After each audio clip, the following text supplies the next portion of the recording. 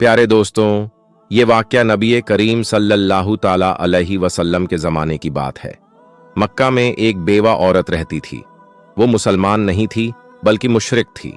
उस औरत का 8 साल का बेटा था। वो दोनों बहुत गरीब थे। मुश्किल से गुजर बसर हुआ करता था। एक रोज़ माँ घर आई तो बच्चे ने माँ के करीब आकर सवाल किया, माँ, मैंने देखा है कि आप दूसरे बच्चों की माँओं की तरह नहीं हो। उनके पास नए नए कपड़े हैं और तुम्हारे पास तो मैले और फटे कपड़े हैं। मां ने बेटे की तरफ नजर भर कर देखा, प्यार से उसे अपने पास बिठाया और कहने लगी, अच्छा, तो मेरा बेटा अब इतना बड़ा हो गया है कि उसे अपने मां के हालात समझ आने लगे हैं।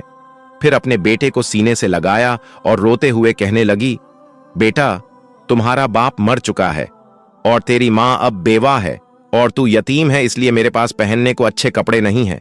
तेरी मां सारा दिन लोगों के घर में काम करती है और जो कुछ भी आज तक कमाया है वो तुम पर लगा दिया है। तुझे खाना खिलाया ताकि तू भूखा ना रहे, तेरे लिए कपड़े बनाया ताकि तेरा जिस्म ढक सकूं और तेरी परवरिश कर सकूं। ये कहकर मां बेटे को गले से लगाकर खूब रोई। बेटे ने मां को चुप करवाते हुए कहा, मां, तेरी चादर फट गई है ना, मैं तेरे लिए नई चादर लाऊंगा। मां ने पूछा, बेटा कहां से लाएगा, तू तो अभी 8 साल का बच्चा है। बच्चे ने बोला, मां, मैं चाचा से मांग कर लाऊंगा। मां ने कहा, तेरे चाचा ने तो तेरे बाप की जमीन कब्जा कर रखी है, वो तुझे चादर कैसे दे देगा। बेटा बोला, नहीं मां, मैं जरूर जाऊंगा। मैं चाचा से जाकर कहूंगा, मैं तेरा भतीजा हूं, वो मुझे देखकर खुश होगा। मैं कहूंगा, मैं जमीन लेने नहीं आया, बस मां के लिए चादर लेने आया हूं। मां मुस्कुराई और बोली, बेटा, तुझे पता भी है वो बहुत दूर रहता है, तू 8 साल का बच्चा है, कैसे जाएगा वहां। बच्चे ने इत्मीनान से जवाब देते हुए कहा, मां, तू फिक्र ना कर, मैं सब पता कर चुका हूं। मां ने बेटे को चाचा के पास जाने की इजाजत दे दी। बेटे को नहलाया, साफ सुथरा लिबास पहनाया, बाल सवारे खुशबू लगाई और चाचा की तरफ रवाना कर दिया। बच्चा पैदल चलता हुआ चाचा के मकान में जा पहुंचा। जाकर देखा कि चाचा अपने साथियों के साथ बैठा हुआ शराब पी रहा है। बच्चे ने अदब के साथ चाचा को मुखातब करते हुए कहा। चाचा ने मुड़कर देखा और कहा, तू कौन है। बच्चा बोला, मैं आपका भतीजा हूं, मैं आपसे मां के लिए चादर लेने आया हूं। चाचा के सामने उसका 8 साल का भतीजा खड़ा था, लेकिन सिवाय उसके कि चाचा उसको प्यार करता, उसने बच्चे को मारना पीटना शुरू कर दिया। बचाओ बचाओ कहकर वो बच्चा चीखता रहा, इतना मारा कि वो बच्चा लहूलुहार हो गया, साफ कपड़े खून से भर गए। चाचा ने भतीजे को थप्पड़ मारे, डंडे मारे, खींचा, झिंझोड़ा और बच्चा दूर जाकर गिरा। वो बच्चा मुश्किल से अपनी जान बचाकर भाग गया। उधर मां का दिल बेचैन हो गया। वो अपने बेटे की खातिर घर से निकल पड़ी। ये सिर्फ मां और बेटे का प्यार था। अभी बेटा मां तक नहीं पहुंचा था, लेकिन मां उसके लिए बेचैन थी। बच्चा रोते रोते घर जा रहा था कि रास्ते में एक आदमी ने रोका और पूछा, ये हाल कैसे हुआ। बच्चे ने सारा माजरा बता दिया कि मैं चाचा के पास मां के लिए चादर मांगने गया था और चाचा ने मुझे मारा। उस आदमी ने कहा, सुनो, खाना काबा में जाओ, वहां तुम्हें मोहम्मद सल्लल्लाहु ताला अलैहि वसल्लम मिलेंगे, उनसे अपनी मां के लिए चादर मांगना, वो जरूर देंगे। बच्चे ने आंसू पोंछे और घर की तरफ चल दिया। मां के पास गया। बेटे को इस हालत में देखकर उसकी मां बेहद रोई।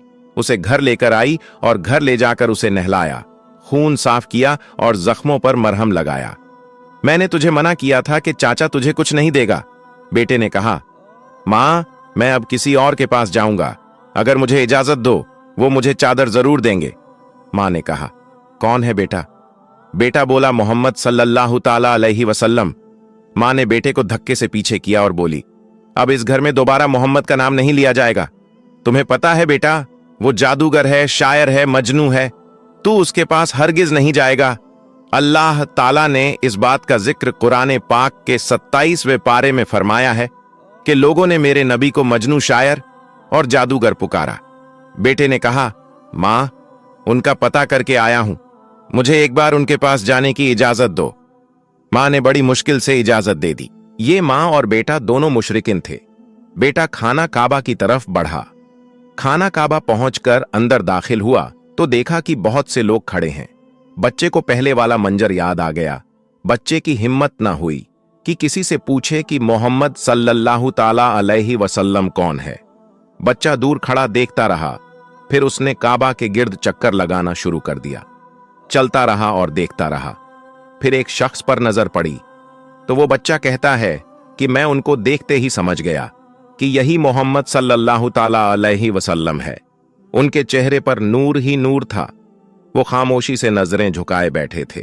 बच्चा उनके करीब गया और आहिस्ता से कंधे पर हाथ रखा और बोला, मोहम्मद सल्लल्लाहु ताला अलैहि वसल्लम। आप सल्लल्लाहु ताला अलैहि वसल्लम ने पीछे मुड़कर देखा और कहा, कौन? बच्चा एकदम घबरा गया और रोते हुए कहने लगा, मैं एक यतीम हूं, मेरी मां बेवा है और मुझे मेरी मां के लिए एक चादर चाहिए। मैं अपने चाचा के पास गया था, लेकिन उन्होंने मुझे मारा और वहां से धक्के देकर निकाल दिया। फिर किसी ने मुझे कहा, मोहम्मद सल्लल्लाहु ताला अलैहि वसल्लम के पास जाओ, वो तुम्हें चादर जरूर देंगे।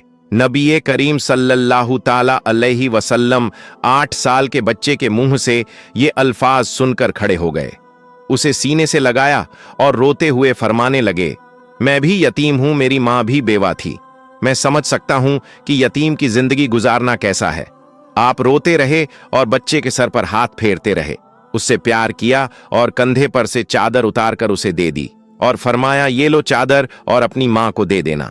फिर फरमाने लगे, बेटा अगर इसके बाद भी कुछ चाहिए हो मेरे पास आ जाना, मैं तुम्हें जरूर दूंगा। सुभान अल्लाह। अल्लाह ताला ने उस बच्चे को उसकी मां के लिए दुनिया की सबसे खूबसूरत चादर अता फरमाई।